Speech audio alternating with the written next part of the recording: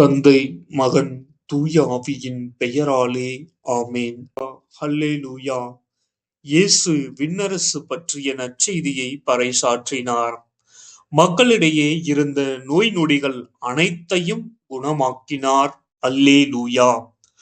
விண்ணரசு நெருங்கி வந்துவிட்டது. மத்தேயு எழுதிய தூய நற்செய்தியிலிருந்து வாசகம்.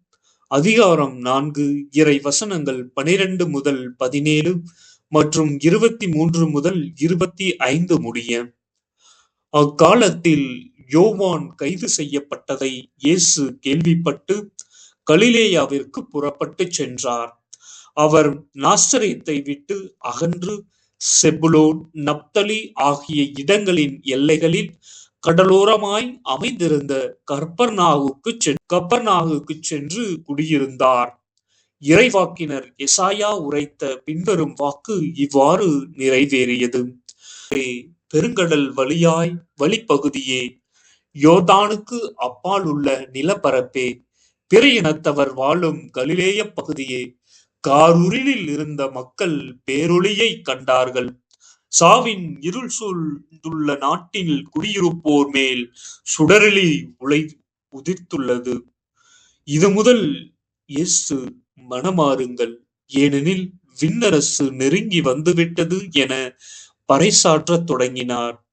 அவர் கலிலேய பகுதி முழுவதும் சுற்றி வந்தார். அவர்களுடைய தொழுகை கூடங்களில் கற்பித்தார்.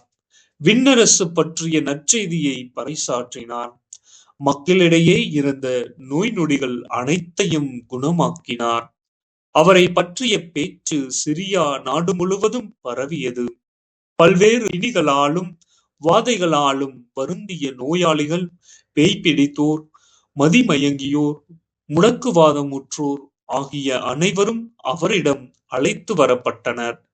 அவர் அவர்களை எருசலேம், யூதேயா, யோர்தானுக்கு அக்கரை பகுதி ஆகிய இடங்களிலிருந்து வந்த மக்கள் அவரை பின்தொடர்ந்தனர்.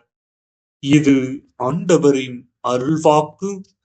இறைவா, உமக்கு நன்றி.